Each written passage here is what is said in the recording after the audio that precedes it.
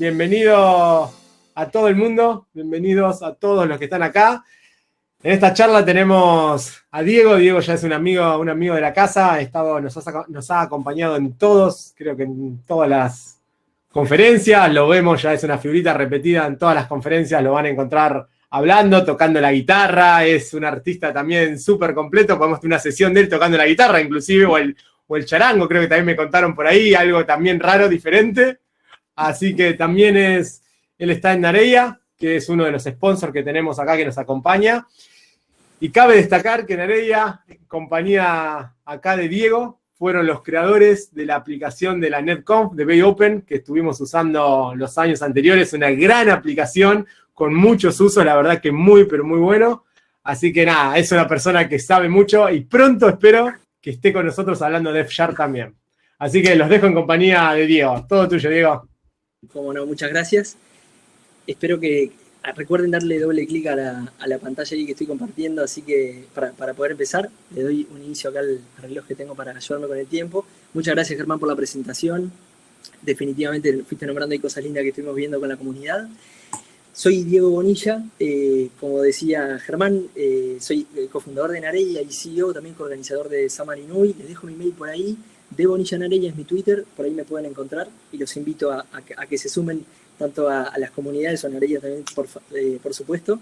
Y nada, es una alegría infinita, diría, estar hoy presente en este Xamarin Assemble, un evento con excelente nivel, que la verdad que está divino, queda mucho por disfrutar, así que a gozarlo. Bueno, voy a hablar de deuda técnica. Y primero voy a contar un poquito de la motivación que me lleva a esta charla de hoy. Después, deuda técnica concretamente, por qué se da, soluciones, un caso de estudio concreto que tuvimos acá en Nareia, y después conclusiones sobre el final, y ojalá nos dé tiempo para dejar la parte de preguntas y respuestas. Si no nos da, después la hacemos igual por el chat. La motivación es un tema que se habla poco en las comunidades Xamarin. De hecho, no he encontrado una charla en un evento que trate específicamente el tema de deuda técnica. Entonces, esa era una de las motivaciones que me pasaba cuando empecé a estudiar, digamos, más a fondo este tema hace aproximadamente un año. Por otra parte, en general, no solamente en las comunidades Xamarin, sino que en orientación a objetos o en ingeniería de software en general, es algo poco estudiado, y cuando se habla en general de deuda técnica es más como un sentimiento, más como un feeling, ¿no? Está bien, se habla de algo que existe ahí, pero no se sabe bien qué es y demás.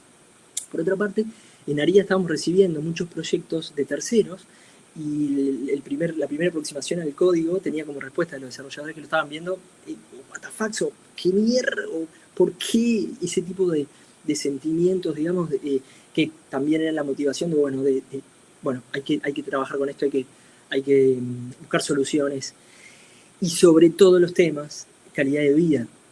Hay un momento en que me hace clic que está relacionado directamente a la calidad de vida, porque es lo que hacemos, somos desarrolladores, nos apasiona y vivimos el desarrollo de software, el desarrollo en Xamarin, y los temas relacionados a deuda técnica tienen que ver e impactan directamente con la felicidad, con la calidad de vida que tenemos. Así que si estás viendo esta charla y sentís que estás un poco con el freno de mano puestos en el día a día y que realmente no lográs, no estás pleno, capaz que algunos temas que toquemos hoy que tocan alguna fibra. Entonces, bueno, ¿pero qué es deuda técnica? Deuda técnica empieza como una metáfora. Deuda técnica es eso, pero también es mucho más. World Cunningham, allá por el 92, en el UPSLA, que es un evento importante de orientación a objetos, uno de los principales de Norteamérica, que se hace desde los 80 y demás, ahí presenta el sistema en el que estaba desarrollando y menciona al pasar el tema de deuda técnica. A los años después, hace una aclaración de a qué se refería cuando se refería a deuda técnica, y cuenta exactamente qué es lo que se da, y lo que se da allá por el 92 es que estaba desarrollando un sistema financiero, ¿no?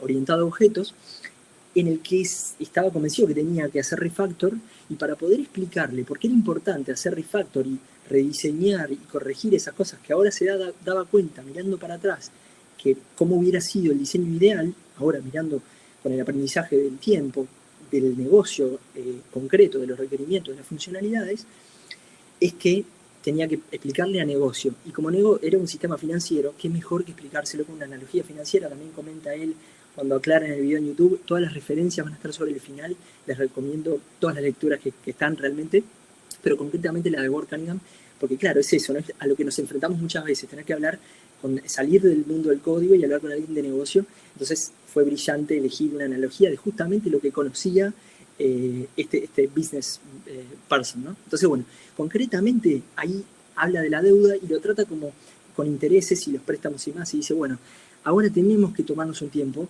para hacer refactor, o sea, para corregir cosas que nos damos cuenta para atrás que podríamos haber diseñado de otra forma, pero con la información que teníamos en el pasado no lo sabíamos. Entonces, si no lo hacemos ahora, o sea, si no dedicamos este tiempo, lo que va a suceder en el futuro es que vamos a estar como trancados, como lentos en el desarrollo va a ser cada vez más lento y eso va a ser como pagar intereses en un préstamo que estaríamos pidiendo si no lo corregimos ahora y que seguiríamos pidiendo préstamos para seguir pagando otro préstamo, digamos, e infinitamente seguimos incrementando eso si no paramos a corregir y a pagar la deuda técnica y ahí surge, en realidad esto medio en criollo, hay mucho más por detrás y les recomiendo la clarificación que hacen en el 2011. Vean ustedes dónde estamos parados en el tiempo, ¿no? En el 2011 aclara, porque desde el 92 al 2011, en realidad, del 2005 en delante, es que se empieza a hacer más fuerte en las comunidades en general, que se empieza a hablar del tema, y bueno, ya es que sale a aclarar Ward Cunningham y cuenta bien lo que había pasado detrás de escenas. Después Martin Fowler hace un excelente aporte con el tema de Kraft, que es como otra forma de ver la deuda técnica, y es, bueno, para dar una solución en un software cualquiera, tenemos como la complejidad esencial, o sea, lo que esencialmente necesitamos para resolverlo, para solucionarlo. Pero acompañado está el craft, que es otro código que no es deseado, o sea, no es necesario, de hecho, para esa solución esencial, pero que lo hicimos porque está relacionado de alguna forma. Entonces, para explicar lo que Ward quería decir con sus palabras allá en el 92, es que lo mapea a Kraft y lo ve de otra forma y dice, bueno, en realidad paga el esfuerzo extra que tenemos porque existe el Kraft es como pagar estos intereses que se refería en su analogía financiera, en su metáfora, Ward Cunningham. Entonces, bien interesante este concepto de Kraft, ¿tá? Y eso es lo que hace que todo lleve un poquito más de trabajo. Es algo que está ahí, que no es como la esencia de lo que lo soluciona, pero que fue necesario escribir. Y tiene que ver con también mal diseño o innecesariamente complicado o código indeseado. ¿Qué es eso? Es código que tuvimos que escribir, pero ahora veremos si es indeseado, o sea, es código que no tiene por qué estar, no aporta. Entonces, bueno, un poco lo que se da ahí en la comunidad, a partir del 2005 en delante principalmente, pero lo nombraba ya en el 92 Ward Cunningham, es, bueno, ¿qué es deuda y qué no es deuda? ¿No? Se empezó a hablar, pero lo que dice Ward no es deuda, porque, y bueno, hay como diferentes discusiones bien interesantes que se dan en la comunidad, y Ankelbo escribe este artículo que es en el 2009, fíjense, en el 2011 sale a aclarar Ward Cunningham a qué se refería él con lo que dijo en el 92 y que después mencionaba, y escribe este artículo, a veces nota de que justamente lo que buscaba es, bueno, no todo es deuda. Decía, hay cosas que no son deuda, y después para desambiguar eso aparece Martin Fowler nuevamente con un cuadrante en el que dice, a ver, estamos hablando todo de lo mismo, y en realidad, está bien, la deuda de la que hablaba Ward Cunningham es diferente a la que mencionabas vos, Ankelbo y otros en la comunidad, por supuesto, yo estoy tomando como los hitos. Todos estamos hablando de deuda, pero las hay de diferentes tipos. Entonces define 4 tipos, que son prudente y deliberada, imprudente, deliberada, inadvertida, prudente e imprudente, ¿no? O sea, cruza la prudencia y la imprudencia con lo deliberado y lo inadvertido. Entonces, y por ejemplo, voy a empezar con el ángulo inferior izquierdo. En la imprudente e inadvertida está lo que llama ahí Martin Fowler, bueno, si no sabes lo que es la arquitectura en capas, y bueno, seguramente todo sea un desastre realmente, y el código que vas a escribir, porque bueno, no manejas los conceptos básicos. Es como ese tipo, ¿ok? Este es ese tipo y es el que se refería Ankelbo en ese artículo. Por otra parte, también está la imprudente, pero deliberada, que es en general relacionada a presiones del negocio, y si alguien por primera vez está escuchando esto, seguramente empieza a tirar chilenas con esta frase, ¿no? Es tipo, no tenemos tiempo para diseñar, no tenemos tiempo para diseñar. Entonces, listo, si hay una constante ahí, ¿no? Que define, está fijo eso, tenemos que adaptarnos, entonces por eso es imprudente, pero deliberado, o sea, estamos siendo conscientes de eso. Por otra parte, tenemos la prudente deliberada, que es, ok, tenemos que salir ahora, el deadline es ahora, o tenemos que entregar valor ahora al usuario, pero tenemos que ser conscientes que habrá consecuencias, y tenemos que manejarnos con eso, ¿no? Es tipo, deal with it, o sea, va a estar ahí, sepamos que esté, y actuemos en consecuencia, pero está bien, lancemos y sepamos que existe. Y por otro lado está la prudente y la inadvertida, que es como la más la que va a existir siempre, digamos. Esa es la que convive siempre con nosotros, siempre, por definición.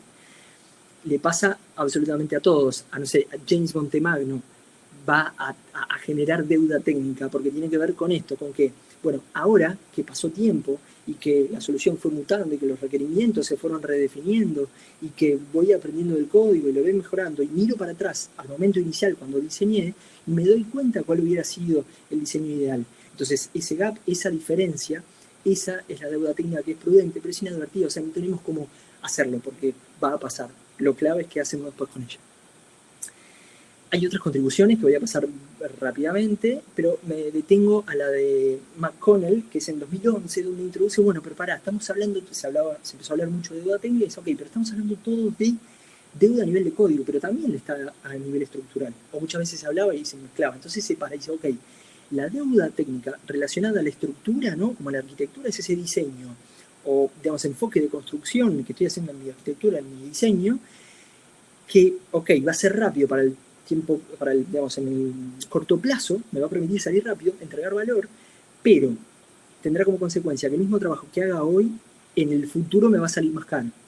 Y es bien interesante como eso, ¿no? El mismo trabajo hoy, si lo hago en el futuro, me va a salir más caro por este diseño que me permite en el corto plazo entregar valor. Después está la del el costo del cambio, que en realidad el costo del cambio se habló siempre en ingeniería de software, pero se le agrega la deuda técnica, lo hace Jim Highsmith, y es bien interesante porque miren, tenemos digamos, el cost of change, el óptimo, ¿no? Que es como teóricamente sabemos que con los años cada vez va a costar un poquito más hacer cambios, ¿no? Pero después tenemos el real, y es ok, el que sucede en el día de hoy, lo que nos cuesta hacer los cambios. Entonces, ese gap, esa diferencia graficada teóricamente, es la deuda técnica. Y lo más interesante es que el interés del usuario, del cliente, en el proyecto es inversamente proporcional a la deuda técnica. Es exactamente inversamente proporcional porque cada vez que empieza a costar más hacer un cambio y es más complejo y demás, se pierde interés por todos los stakeholders, pero completamente con el cliente y con los usuarios. Después está el círculo vicioso de Israel Gat, que seguramente a muchos les haya tocado vivir, que bueno, presión del negocio, se genera deuda técnica, entonces tampoco hay tiempo para pagarla, fallamos, digamos, por no pagarla, eso hace que aumente la deuda, se disminuye la velocidad del equipo, entonces eso hace que haya, o sea, más lento el equipo, ¿no? Lo que va entregando, entonces eso hace que haya más presión, y ese círculo puede seguir infinitamente y perfectamente podés morir acá. O sea, he visto gente morir en este círculo vicioso. Entonces, bueno, ¿qué consecuencias tenemos? Ya se pueden imaginar. Tiempos de delivery infinitos, bugs en producción, los costos de desarrollo empiezan a aumentar. Nadie quiere tocar, es el código que nadie quiere tocar, ¿no? Parece que tiene un cartel, el código que dice no me toques, todos tratan de zafar. Las estimaciones son pobres al extremo de casi no poder estimar, de la complejidad de no saber, digamos, de la complejidad que tiene el código concretamente, alto acoplamiento, etcétera, que lo vamos a ver más adelante. Entonces, surge en general el enojo con el cliente, pero que en realidad puede haber tenido que ver en algunas decisiones, pero no necesariamente. El interés del cliente en el proyecto es pobre, entonces los equipos se frustran, entonces la performance de los equipos es mala, entonces somos infelices. Esto es fuerte, pero es un hecho. O sea, todas las consecuencias de deuda técnica, de no tratarla, digamos, nos llevan a esto. Entonces, tenemos que hacer algo con eso, ¿no? Pero, ¿por qué pasa? Bueno, depende de los tipos. Vamos primero, brevemente, con la inadvertida. Y en realidad los invito, si alguien está empezando con Xamarin o con Xamarin Forms, que siga estos consejos, pero además aquellos que están asistiendo, que son experientes ya en Xamarin, que tienen en cuenta la deuda técnica, que sean agentes de cambio para quienes estén sumando en las comunidades, empezando a desarrollar en Xamarin, porque Xamarin Forms no es solamente C#, tengo que saber cómo funciona Xamarin, primero que decir cómo funciona, pero también cómo funciona Xamarin Forms, pero sobre todas las cosas, tengo que entender las plataformas que tienen diferentes ciclos de vida, conceptos de backgrounding diferentes, Ahead of Time Compilation, Just in Time Compilation, entre otras, cómo juega el linker, la performance, los property lists, y los invito con esto a que revisen ustedes en cada uno dónde estaría la deuda técnica, porque en algunos conceptos es un poco complejo encontrarlo. MVVM, porque me encanta el patrón, y es el que más uso, no es solamente escribir clases con nombre model, otras con nombre view model y otras con nombre view, que eso lo he visto muchas veces, no, es un concepto, es un patrón de diseño, de arquitectura. no porque Xamarin Forms nos resuelva hermosamente el cross-platform y nos permita ser productivos y demás, tenemos que olvidarnos de la arquitectura, de los patrones de diseño, de Solid, de Grasp, de las estrategias de código compartido y tantas otras cosas que tienen que ver con la ingeniería de software. No nos podemos olvidar de eso, por más que en muchas cosas Xamarin Forms nos haga la vida fácil. Y voy a nombrar otras que no tienen que ver con Xamarin, pero brevemente, y acá hay muchas más en realidad, que es, bueno, por ejemplo, que en un proyecto el equipo se esté cambiando constantemente, unido a poca documentación o cualquiera de ellas, también obviamente genera deuda técnica, pero esas también las vamos a revisar un poquito más después en la solución. Ahora, la deliberada, ¿por qué se da? O sea, esa que es, en general, está relacionado al negocio, pero nosotros tenemos responsabilidad de tratarlo correctamente. Está esta obsesión de que solamente importa el frontend, ¿no? En realidad lo que se ve, o sea, el efecto frontend-backend clásico, y la obsesión por entregar valor lo antes posible, que yo la comparto infinitamente, pero la veo muchas veces en esta entrega de valor promovido, digamos, por Agile, como una mala interpretación de Agile. Es eso en realidad lo que sucede. Está bien que estemos obsesionados con entregar valor lo antes posible. De hecho, la deuda técnica, tratar la deuda técnica busca justamente eso, o sea, ser más rápido, ser mucho más ágiles. Vamos justamente para ese camino, pero hay algunas cosas que se tienen que hablar, que se tienen que mencionar. ¿Y por qué pasa la prudencia? O sea, ok, ya, está bien, cuando vamos a meternos en Xamarin Forms ya conocemos la herramienta, estudiamos, entendemos perfectamente y demás, pero igual nos va a pasar esa que decía que siempre existe. Estamos viviendo tiempos de valor de usuario, la arquitectura no es, digamos, no tiene como valor visible para el usuario. En general, los plannings o las plannings están dirigidas o orientadas hacia el valor al usuario, promovidos para Agile. Entonces, es como que la arquitectura se queda, todas las actividades de diseño y demás quedan, bueno, como en segundo plano. Entonces, estamos manejando algo que es invisible y que además tiene valor negativo para el caso de la deuda técnica. Acá mencionaba lo de arquitectura. Entonces, Philip Cratchit dice, bueno, acá tenemos un problema. Y el problema es este, es que lo que estamos tratando no se ve y tiene un valor negativo. O sea, es como el lado oscuro, directamente el lado oscuro de la ingeniería de software, ¿no? Entonces, claro, en lo visible, con valor positivo, lo verde, tenemos las nuevas funcionalidades, ¿no? Agregar funcionalidades, agregan valor, por supuesto. Entonces, es visible y es lo que va a tener prioridad siempre en el proyecto. La arquitectura, si bien es invisible, tiene un valor positivo en el sentido que se sabe que es importante para construir sobre eso. Capaz que los conceptos de ingeniería civil, no sé, nos hacen más fácil para tratarlo con negocio. Es algo que casi que no se discute. A veces. Y por otra parte, incluso sucede que los bugs, los defectos, nadie quiere tener bugs, eso tiene valor negativo definitivamente, pero son algo visible. Y con el bug, el usuario no puede tal vez concretar una funcionalidad, una historia de usuario. Entonces, es importante y se le va a dar prioridad porque hay que solucionarlo. E incluso cuando se soluciona, se transforma en algo también con valor positivo para el usuario. Entonces, la deuda técnica está en ese lado oscuro porque es invisible y además tiene valor negativo. O sea, no tiene valor para nadie, ni para el usuario, ni para el proyecto y demás. Aunque sí lo tiene, pero a priori no se ve. Entonces, ¿qué soluciones podemos darle a esto? Voy a ir con las soluciones primero de las básicas, ¿no? de las que son inadvertidas e imprudentes, que tienen que ver con la información. Es información nada más, simplemente. Entonces, creo que es clave el papel de la comunidad, el hecho de que estén presentes hoy aquí. Eso hace clave tratar el tema, porque en las comunidades se habla de deuda técnica. A veces no pone ese nombre, pero sí se habla de refactor, se habla de estrategias de diseño, se habla de estrategias de arquitectura, etcétera, etcétera. Entonces, es el lugar clave, la comunidad. Si recién se están arrimando a una o este evento, arrímense y estén activos en las comunidades porque es la solución y en las colaboraciones. Ahora, para esa no visible y con valor negativo, ¿no? A la deuda técnica, esa que es, digamos, prudente, o sea, sabemos que va a existir, pero además no podemos hacer nada con ella hasta que empieza a suceder, es clave identificarla, nombrarla. O sea, como ese tema que nadie quiere hablar, nadie menciona, bueno, hay un momento que tenés que hacerlo, con la deuda técnica pasa lo mismo, ¿no? O sea, hay que identificarla, hay que nombrarla, hay que hacerla visible en el backlog, tiene que ser un ítem visible en el backlog. Pero eso por un lado, pero sobre todo priorizarla con los otros ítems del backlog.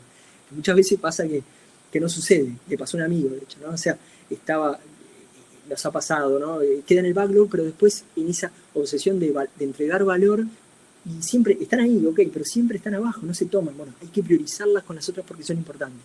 Hay que hacerlas visibles para todo el mundo, no solamente las organizaciones de software. Entonces, incorporar la reducción de deuda es algo clave. Sabemos, ok, va a existir, entonces incorporemos la reducción de deuda como una actividad más del sprint o del proceso que estemos ejecutando. Para poder manejar tiempos a futuro, como sabemos que va a existir, tenemos que manejar buffers para planes de long term, ¿no? O sea, vamos a planificar algo para el año que viene, bueno, sepamos que va a existir, no sabemos cuál es todavía porque no existe aún, pero sabemos que va a existir, entonces usemos un buffer para trabajarla, por un lado, o sea, para trabajar con las dificultades que eso conlleva, ¿no? O sea, la lentitud que nos puede llevar, y por otro lado, para pagarla.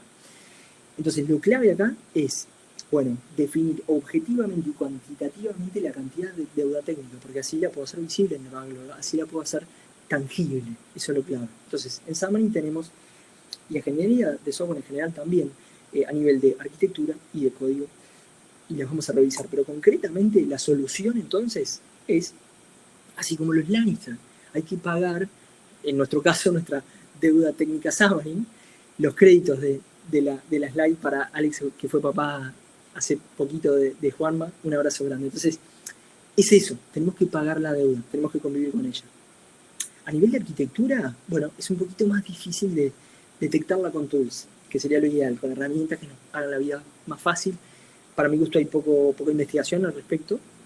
También tiene complejidades respecto a lo conceptual, ¿no? Y a decisiones que se toman y la documentación y todo lo que tiene que ver, pero hay algunos caballitos de batalla que son importantes. Por ejemplo, la DCM es hermosa porque nos permite encontrar ciclos.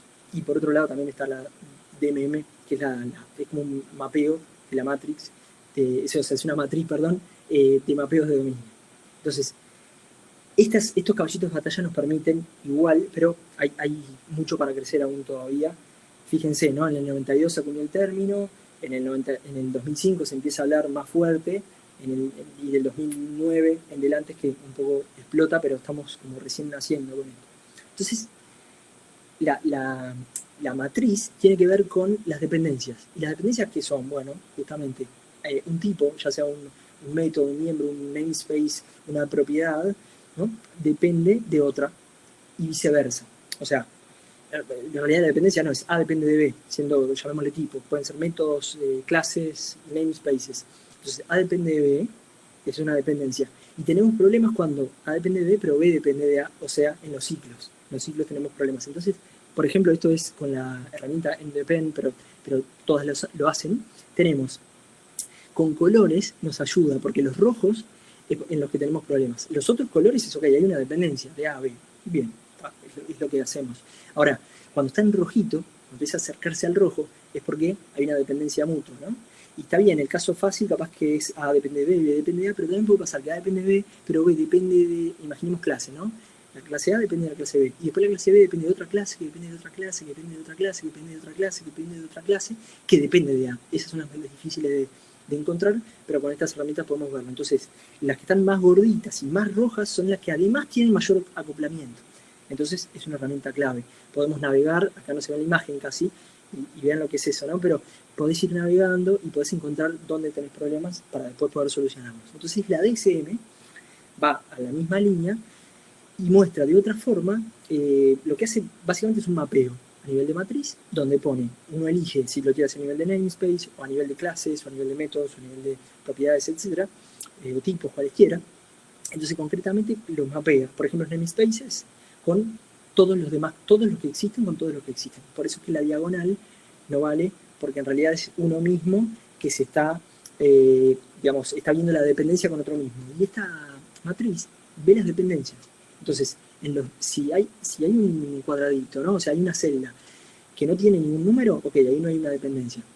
Si tiene un número, es la dependencia, y el número indica la cantidad de, si estamos en un namespace, entonces clases, métodos, miembros, propiedades en general, miembros, tipos en general, dependen de los del otro namespace. ¿Ah? Si estoy mirando clases, bueno, va a ser que métodos, propiedades, tipos, etcétera, tengo adentro que dependen de la otra. Entonces, ok, ahí tenemos los números, y ya vemos que algunos hay, no sé, de 100, en este caso 31, 2, 1, normal, ¿no? Pero lo más interesante de esto son los cuadrados. Los cuadrados en rojo nos indican que ahí tenemos un ciclo, y ahí tenemos que tomar acción. Con el resto no pasa nada, pero en los ciclos sí tenemos que tomar acción porque debido a la, digamos, mutabilidad en orientación a objetos, hace que todas las habilidades sean malos después, a futuro. Entonces tenemos que corregirlo, no tenemos que tener ciclos en nuestro código. Entonces, nada, en este caso vemos que casi que todo el código en realidad es un ciclo, entonces esto sería hiper difícil de mantener, de agregar funcionalidades, de corregir, etcétera, etcétera. Y es interesante eso, ¿no? Hay como pequeños ciclos y después pueden participar en otros ciclos, pero no necesariamente están relacionados. Entonces, también es una excelente herramienta. Y después tenemos las a nivel de código, que esas capaz que son como las más comunes, ¿no? Directamente, de hecho, tenemos en las herramientas que usamos como Visual Studio, el compilador nos va tirando warnings, ¿no? O directamente errores que tenemos que corregir. Entonces, el clásico, ¿no? Huele mal, como esa sensación de que el código está mal. El código duplicado. El código duplicado es un síntoma de deuda técnica, definitivamente. Los cubiertos de código nos ayudan a trabajar y entender cuál es la deuda que tenemos. La complejidad ciclomática es una de las principales herramientas y después hay análisis estático de código para hacer infinito, con muchas herramientas como las que menciono ahí también están en los links. Entonces, complejidad ciclomática, ¿qué es? Bueno, es un número que una función en realidad que se define en 1976, que es la cantidad de decisiones que se pueden tomar a partir en un procedimiento, ¿no? Como general, teórico. Entonces, ¿qué es? Bueno, son los caminos que se van tomando en el código, o sea, es como se va abriendo el código, entonces se calcula como es un número, ¿no? Una función que termina dando un número que es 1 más la cantidad de algunas de las expresiones que están ahí que se encuentran en el cuerpo de un método. Entonces, es 1 más la cantidad de if, while, for each, etcétera, etcétera, que tenemos en el cuerpo de este método. No se cuentan, para que digamos, tenga sentido esto, como los complementos, el else, do, switch, try, y también algunos otros operadores. Esto es como en general y depende, por supuesto, de cada lenguaje. Pero concretamente, en el caso nuestro de Xamarin, los métodos que tienen CC, ¿no? O sea, complejidad ciclomática, 15 o más, bueno, son complejos de entender y de mantener.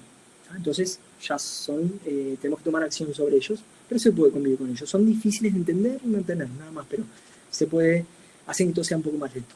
Ahora, los que tienen 30 o más, bueno, son extremadamente complejos y tienen que separarse en métodos más pequeños porque el humano no lo va a poder entender. Ningún desarrollador, por más brillante que sea, podrá entenderlos y seguirlos. Entonces, hay herramientas como esta que nos muestran con colores la CC, o sea, la complejidad ciclomática. Entonces, es súper fácil porque vemos gráficamente, los rojos son los que tenemos que tomar acción. Y el tamaño implica también las líneas de código, ¿no? El tamaño acá implica el tamaño que tiene depende de cómo lo estoy viendo, en este caso es a nivel de método.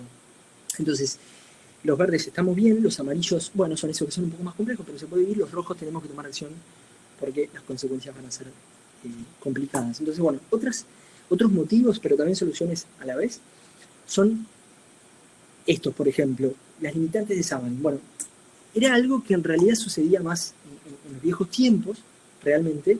Nos ha cambiado bastante la vida en los últimos años con la evolución que ha tenido Xamarin Forms, concretamente. Pero algo clave en esto y que está relacionado a eso es estar up to date. O sea, una de las soluciones en realidad para algunas eventuales limitantes que podamos encontrar son estar up to date. Y es importante ahí conocer un poco el ciclo de vida de soporte que tienen no solamente Xamarin Essentials, Xamarin Forms, etcétera, sino que todos los packages que estamos usando, todos los nuevos packages o todas las DLLs que estamos usando, todas las libraries que estamos usando de terceros en nuestro código, es importante saber su ciclo de vida, en qué momento van a dejar de ser mantenidas, porque eso se puede transformar en deuda técnica, y entonces es aconsejable estar up to date. El legacy code, y bueno, es difícil, son casos complejos, lo mejor es ir con quienes lo estuvieron diseñando y trabajando para poder tener información de ellos, además, por supuesto, de siempre hacer análisis estático, pero son los casos más complejos. La madurez de los proyectos es importante también, porque que un proyecto no sea de lo suficientemente maduro hace que, bueno, empezamos ahora por este camino, con esta aplicación, pero después van mutando los requerimientos, se van cambiando y vamos yendo por diferentes caminos, y eso hace que, claro, tengamos que ir ajustando entonces el diseño y que entonces, si no lo hacemos, tenemos deuda técnica ahí. Lo mismo pasa con los requerimientos no muy claros. Y hay otras más de estas. Quiero mencionar algunas que no tienen que ver con Xamarin, pero que son importantes también, y que, por ejemplo, es, bueno, si la dinámica del equipo es pobre o tiene un liderazgo pobre, eso también puede llevar a generar deuda técnica. Primero porque necesitamos la bandera de trabajarla concretamente, pero además porque, bueno, capaz que el equipo no está funcionando de la mejor forma, tiene una dinámica no muy buena, ¿no? El liderazgo no es muy bueno, entonces eso hace que profesionalmente el trabajo no sea muy bueno y eso genera deuda técnica. Después hay otras como, no sé, superstars, digamos, como temas de ego personal, etcétera, hay un montón de cosas de psicología que por supuesto juegan también en la deuda técnica.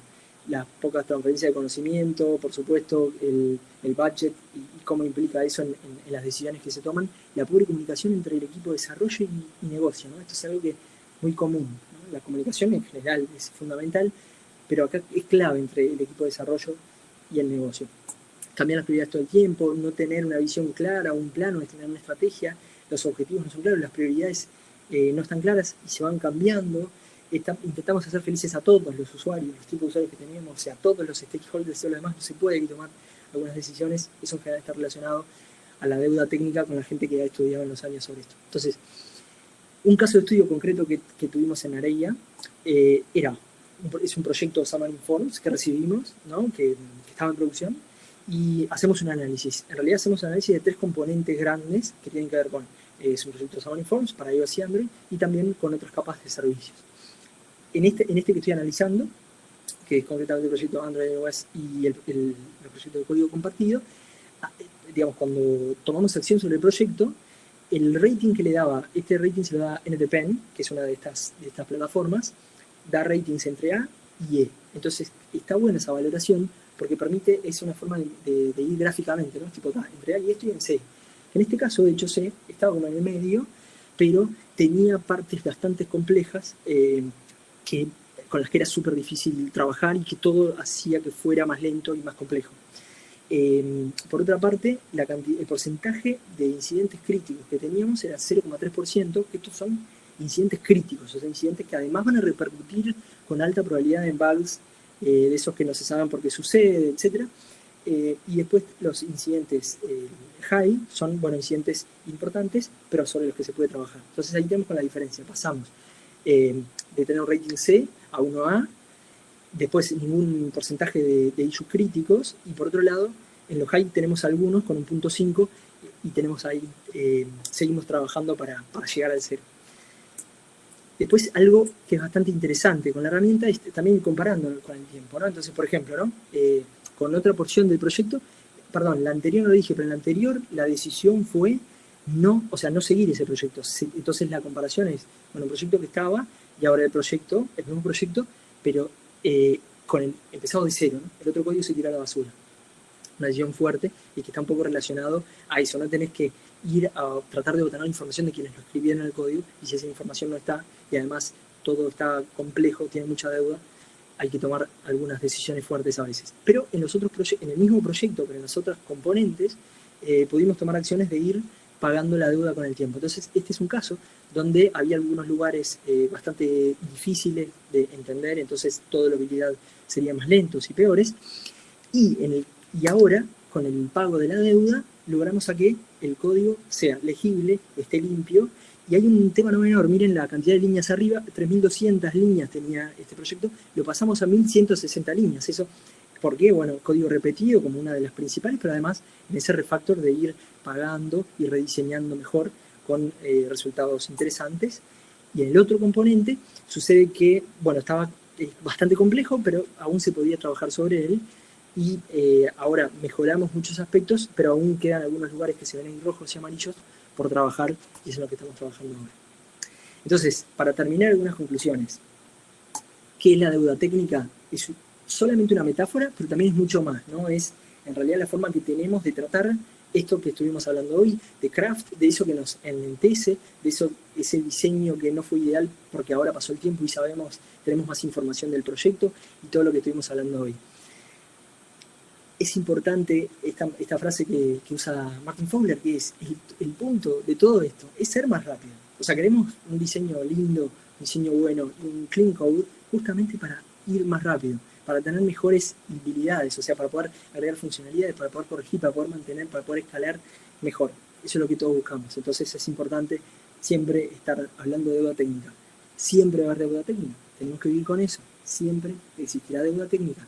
por definición, tiene que ser, ojalá, los invito a eso, ¿no? A que sea la prudente e inadvertida. Esa que hago todo hoy, con la información que tengo, el mejor diseño posible, pero sé que como después esto va a mutar en el tiempo, voy a tener que mirar para acá y rediseñar en base a cómo fui evolucionando el código. Es clave hablar del tema, identificarlo, hacerlo visible, hacerlo tangible. Entonces hay que caracterizar y definir objetivamente y cuantitativamente cuál es la cantidad de la deuda y principalmente pagarla. Y que estén los ciclos de desarrollo. Los tenemos a nivel de arquitectura y a nivel de código, los tenemos que trabajar diferentes. Tenemos que refactorear y tenemos que rediseñar. Son cosas diferentes. Estar up to date con los packages, con lo de terceros que estamos usando, porque siguen los mismos ciclos que nosotros también de ir pagando la deuda técnica. Y por último, este llamado a como conciencia de tratar el tema, hablarlo, mencionarlo y demás. Me quedo si hay tiempo, ojalá lo haya, les dejo las referencias, las slides van a estar, están en el GitHub ahí también, pero después voy a agregar alguna otra capaz que me faltó, así que por eso lo dejo ahí dinámico. Muchas gracias, perdón que lo hice corriendo, pero quería que me dé el tiempo para preguntas y respuestas, que creo que de hecho estamos en condiciones, así que voy a dejar de compartir la pantalla y vuelvo para acá. Gran presentación, gran de Diego, como siempre. Me encantan esos temas filosóficos de los que hablas. Tienen ahí una parte filosófica. Tienen esa parte filosófica que me encanta.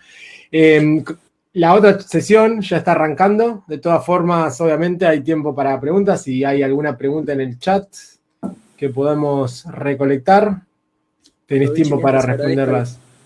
A la gente que está escribiendo ahí. A ver, vamos a buscar.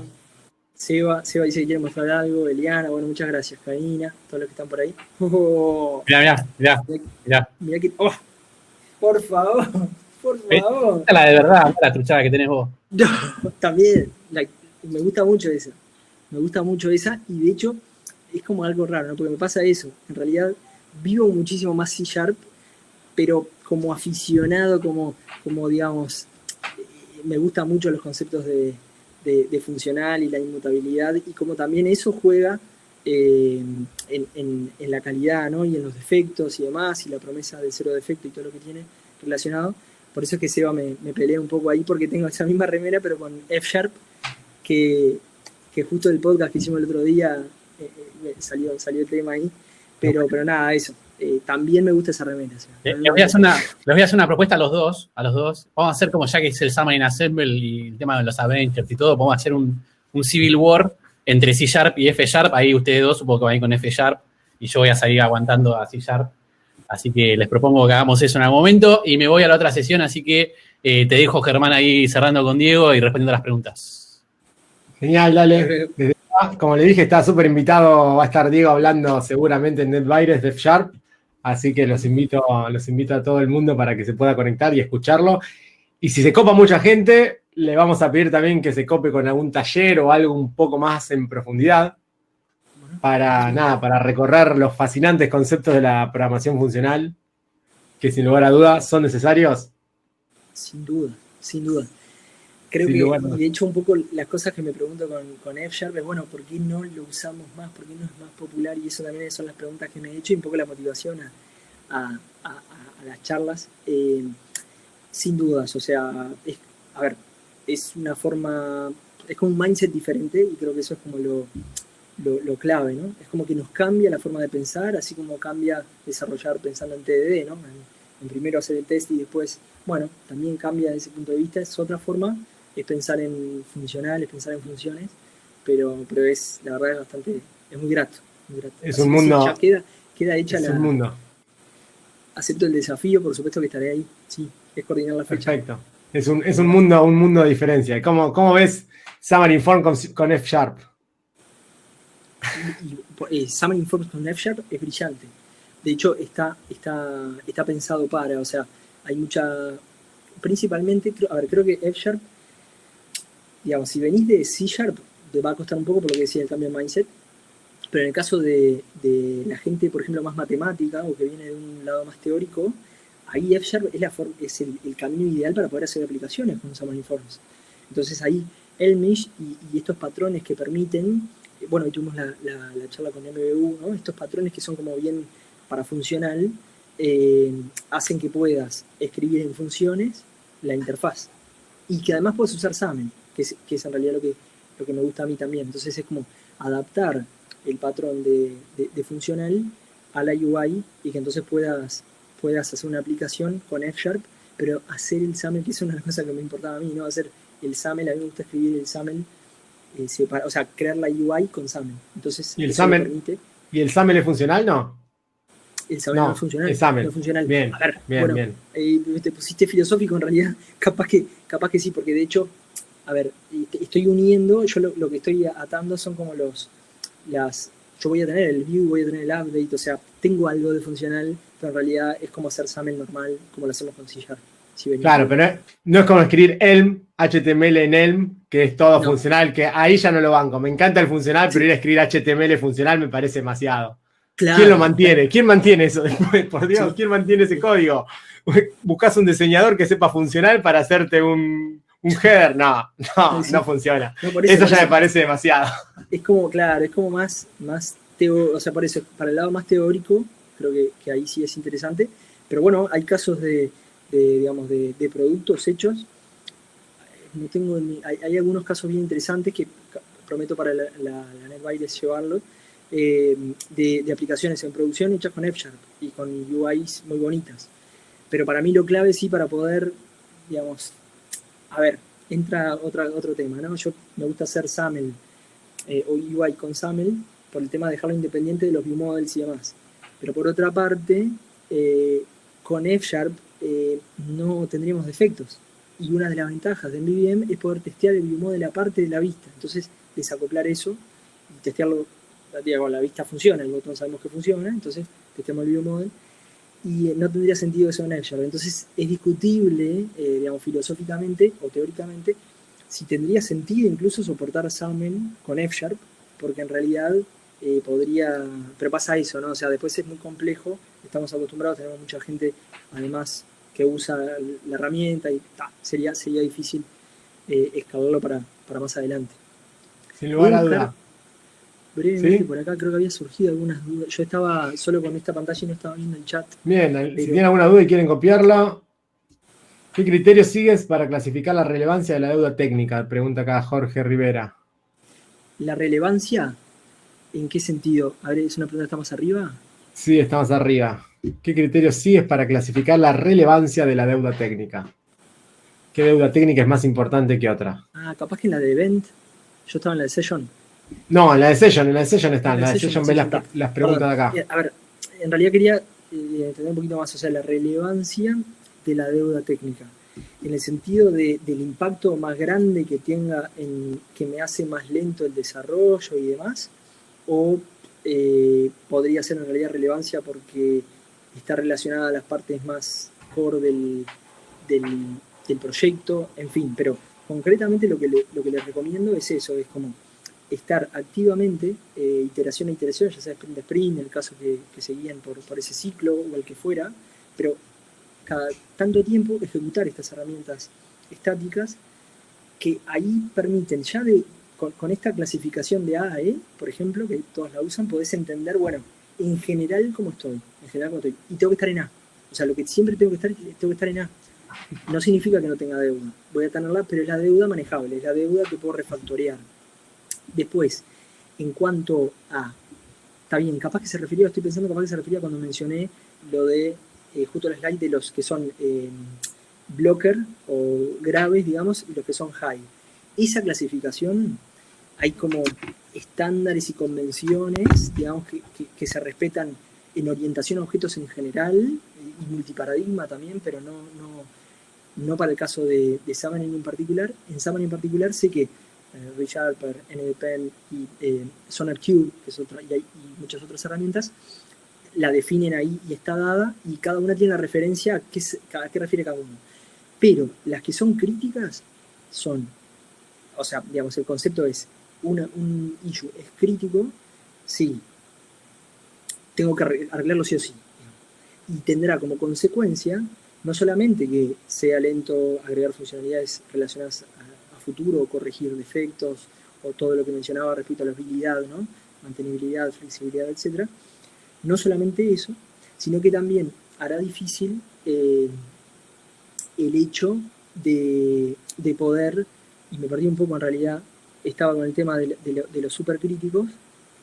Claro, el tema, me perdí mal, está relacionado a que a futuro las consecuencias son bugs que no se saben. Ese clásico bug que es, bueno, surge un bug y no sé cuál es. Bueno, siempre están relacionados. Están estos que digo críticos, que es lo que aparecían, y después hay otro nivel más grave también, pero esos dos niveles lo que tienen en común es eso, es que van a haber bugs por la mutabilidad en orientación a objetos, digamos, o sea, por estos caminos que va tomando el código y que no tengo control sobre ellos, tendrá como consecuencia que aparezca un bug, no sé por qué aparece, bueno, está en estos, entonces nunca lo querés tener.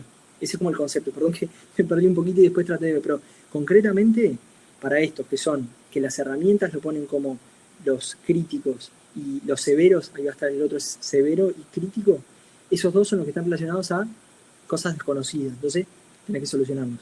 Y lo bueno que la herramienta es que la herramienta te muestra específicamente dónde están. Entonces vos vas y cuando lo ves decís, claro, esto está mal, y pueden ser cosas que nada, que en el día a día sean difíciles de ver, pero con la herramienta quedan súper fácil de entenderlas porque están ahí y podemos tomar acción. Perfecto, súper claro. Ahora los invito, si hay alguna pregunta más, si quieren seguir acá bombardeando a Diego con preguntas, los invito a que pasemos a la sesión del bar. Así cerramos esta sesión y ya queda grabada. Y los que quieren se pueden ir a la siguiente sesión que ya está comenzando. Bueno, Diego, 1.000.000 de gracias. Y nada, si querés conectarte al bar, si hay gente interesada en seguirte preguntando, va a estar ahí. Nos quedamos por acá. Excelente. Gracias por todo, gracias. Diego. Adiós. Ojalá que en la próxima sea en vivo. Chao. Ojalá que sí. Chao. Nos vemos, chao.